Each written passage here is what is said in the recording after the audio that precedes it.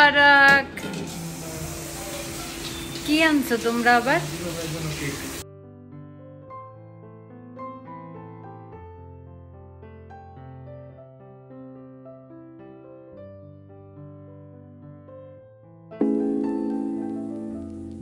তো সবাইকে ঈদের শুভেচ্ছা জানিয়ে আজকের ব্লগটি শুরু করছি। আর ব্লগটি আমি শুরু করছি চাঁদ রাত থেকে। আর এখন বাজে সময় রাত 11:30। তাই ভাবলাম আমরা দুজন মিলে একটু ঢাকা শহরের ফাঁকা ভাবটা এনজয় করে আসি। কিন্তু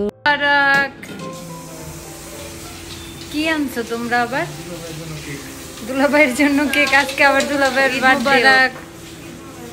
আসো আসো আসো, সবাই আসো। দুলাভাই তাহলে 2টা কেক কাটবে আজকে। আজকে ঈদের দিন এবং আজকে শাকিলের বার্থডেও।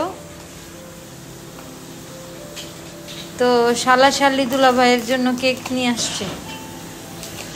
তো ছোট ভাই বোন ওরা কেক নিয়ে এসেছিল আর তারপর তারা নিজেই এই ওয়ালটা ডেকোরেট করলো। আর এই যে কেকে দেখতেই পাচ্ছেন যে হ্যাপি বার্থডে দুলাভাই লিখে এনেছে কেকে। আমি আবার ক্যান্ডেল লাগিয়ে দিচ্ছিলাম।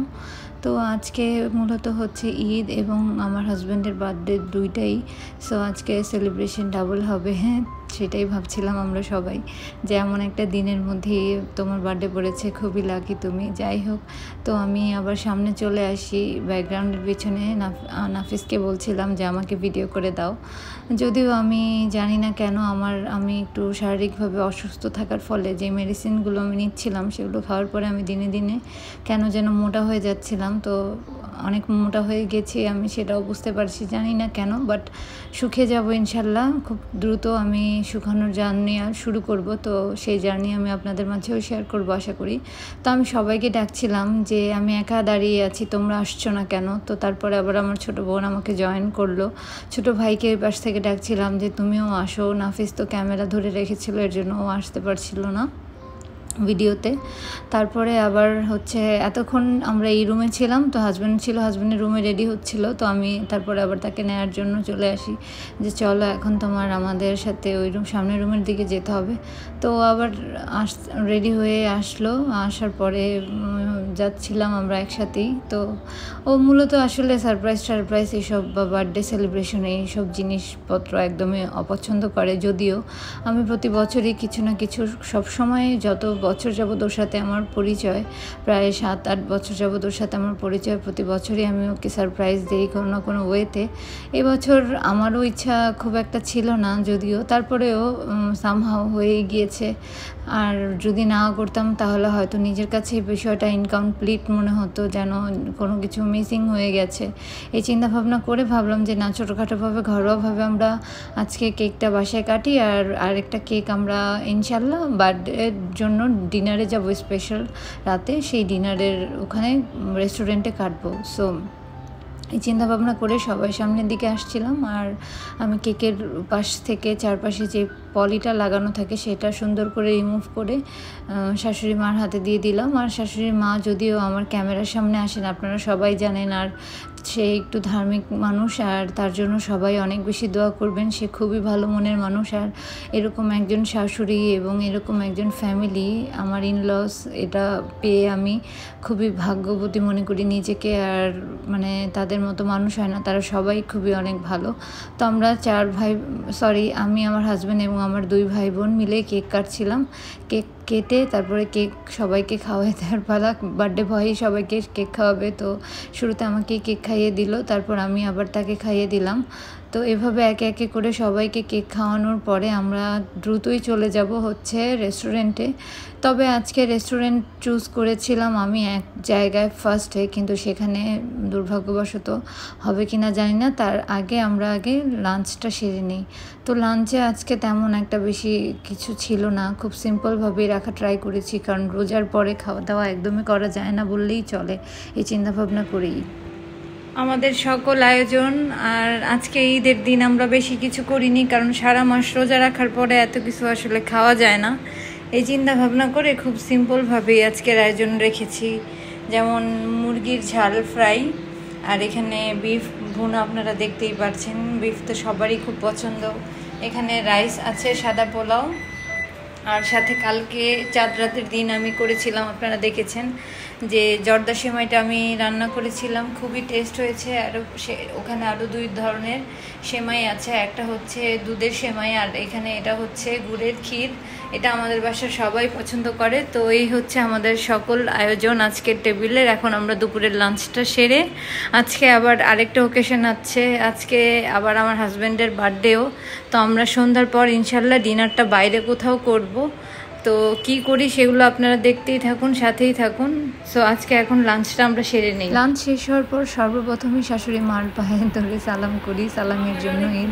আসলে ঈদ সালামি ছাড়া তো ঈদ একদমই ইনকমপ্লিট। তো শাশুড়ি মা আমাকে অনেকগুলো নতুন নোট দিয়েছিল, আলহামদুলিল্লাহ অনেকগুলো দিয়েছে। তো এশাকেও দিল, আবার সাতকেও দিল, সবাইকে এক একে করে শাশুড়ি মা সালামি দিয়েছিল। নাফিস এবং আমার হাজব্যান্ডকেও দিয়েছে, সেটা শ্যুট করতে ভুলে গিয়েছি, সেটা আর শ্যুট করা হয়নি। তো অ্যাট লাস্ট আমি আমার হাজব্যান্ডের মানে বলছিলাম, ও বলছিল যে না পায়ে ধরতে হবে না, আমি তোমাকে এমনিতেই দিচ্ছি। পরে বললাম যে না, যেটা রুলস সেটা রুলস অনুযায়ী আসলে করা ভালো, করলে সুন্দর হবে। তো ও আমাকে 100 টাকার নোটের বান্ডেল দিয়ে দিল, এখানে প্রায় 10,000 টাকার মতো আছে। তো ও এবার ঈদের সালামিটা আমার কাছে মনে হচ্ছে আমার জন্য একটু কম হয়ে গেছে। আপনারা কমেন্ট করে জানাবেন যে কম হয়েছে কি না বেশি হয়েছে। যাই হোক, অনেক ভিড় ঠেলে ভেবেছিলাম যে ঢাকা শহর ফাঁকা হবে, রাস্তাঘাট ফাঁকা হবে, বাট না, একদমই না। আমাদের চিন্তাভাবনা একদমই ভুল। রেস্টুরেন্টে এত ভিড় ছিল, আমাদের 10 মিনিট ওয়েট করে তারপর আমাদের চেয়ার পেতে হয়েছে। তো আমরা সেখানে বসে খাবার অর্ডার করে তারপর সেখানকার জন্য আবার আরেকটা কেক নিয়ে এসেছিলাম। আর এই রেস্টুরেন্টটা মূলত দ্য রুফটপ রেস্টুরেন্ট, এটা খিলগাঁয়ে অবস্থিত। আমাদের বাসা থেকে খিলগাঁর ডিস্টেন্স অনেক বেশি দূরে না, তাই ভাবলাম যে খিলগাঁর দিকেই যাই আজকে। আর বাসার কাছাকাছি হওয়াতে সেখানেই ভালো হবে। তো এই চিন্তা ভাবনা করে সেখানে গেলাম, কিন্তু আমরা কাউন্টারের সামনে দাঁড়িয়ে অনেকক্ষণ পরে সিট পেলাম। আর তাদের মেনুটাও আমি আপনাদের মাঝে শেয়ার করে দিচ্ছি। এখানে স্পেশালি তাদের খাবার আমার কাছে একদমই ভালো লাগেনি। তাদের রেস্টুরেন্ট আমি আপনাদেরকে একদমই রেকমেন্ড করব না। তাদের সার্ভিসও খুব বাজে ছিল, আর হয়তো ঈদের রাশের জন্য তাদের সার্ভিসটা এরকম ছিল আজকে। তো এখানে কেক নিয়ে এসেছিলাম, তারপরে সবার কাছেই খুব গরম লাগছিল, তাই শুরুতেই আগে সবার পছন্দের ফান্টা অর্ডার করে দিলাম। তারপরে আবার বাইরের সেটিংয়ে আমরা চলে আসি চেয়ার খালি হওয়ার পরে।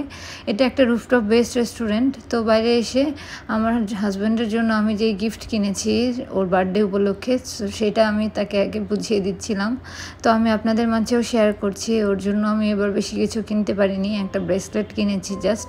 তো ওই ব্রেসলেটটা কেমন হয়েছে সবাই কমেন্ট করে জানাবেন। আর এটা হচ্ছে শাশুড়ি মার ব্যাগ থেকে বের করে দিয়ে, আমার মনে ছিল না যে কেক কাটার সময় সাথে সাথে দিব।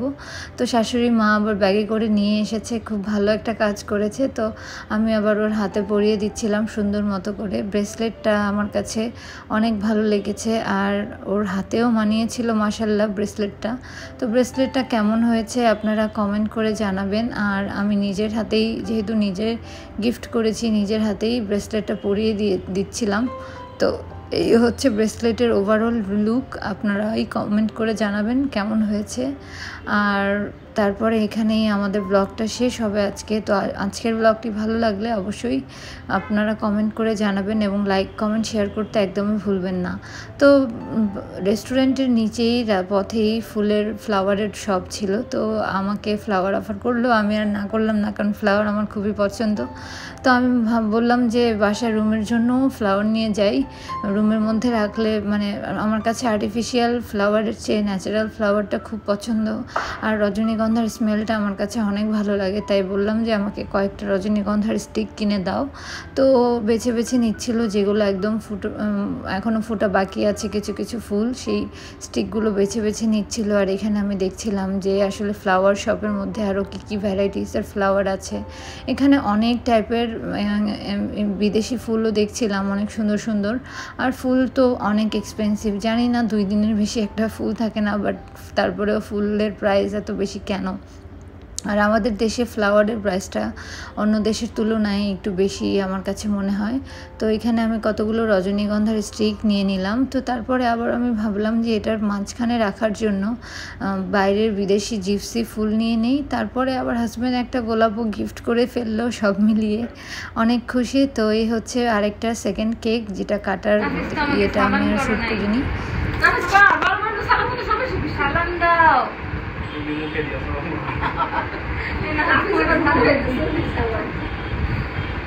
আরে মারে আর 500 টাকা সালামি আমি দেই, মা তো ওটা রোজার সালামি পাইছে।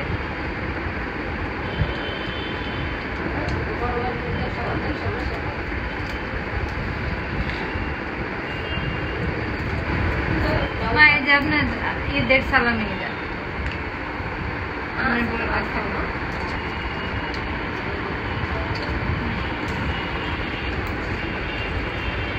এটা আমি ঈদের সালামি। রাত্রে রুমে চলে আসি, আর শাশুড়ি মা যে 50 টাকার নোটগুলো দিয়েছিল, এখানে প্রায় অনেকগুলো দিয়েছিল আমাকে, 2000 টাকার মতো সালামি দিয়েছিল শাশুড়ি মা 50 টাকার নোট। সেই সব নোটগুলোই আমি ব্যাংকে ছেড়ে দিচ্ছিলাম, আর আমার ব্যাংকটা মনে হচ্ছিল যে এই নোটের মধ্যেই ভরে যাচ্ছিল। তো একে একে করে সবগুলো নোট আমি ব্যাংকে ছেড়ে দিচ্ছিলাম, আর আসলে একটা করে নোট ভরলে অনেক বেশি হয়ে যেত। আমি 2-3টা করে পেঁচিয়ে একবারে ব্যাংকে ছেড়েছিলাম। আর ব্যাংকে টাকা জমানোর অভ্যাসটা আমার অনেক পুরনো, এবং আমার মনে হয় ওয়ান অফ মাই বেস্ট হ্যাবিটের মধ্যে একটা। আমার কাছে খুব ভালো লাগে ব্যাংকে টাকা জমাতে, কিন্তু আমি কখনোই কোনো ব্যাংক ভরতে পারিনি এখনও পর্যন্ত। ব্যাংক ভরার আগেই আমি ব্যাংক ভেঙে ফেলি, এই হচ্ছে আমার কন্ডিশন। আর এখানে আরও নোট ছিল, আমি দেখছিলাম যে সবগুলোই এক একে করে ছেড়ে দিচ্ছি। তারপরে এখানে রুমের মধ্যে আমি ফ্লাওয়ারটা সেট করে দিয়েছি। আর যেই ফ্লাওয়ার বেসটা আপনারা দেখছেন, সেই ফ্লাওয়ার বাসটা আমি নিজের হাতে হ্যান্ডক্রাফট করে বানিয়েছি। তো কেমন হয়েছে কমেন্ট করে জানাবেন, এবং লাইক কমেন্ট শেয়ার করতে একদমই ভুলবেন না। ব্লগটি ভালো লাগলে থ্যাংক ইউ।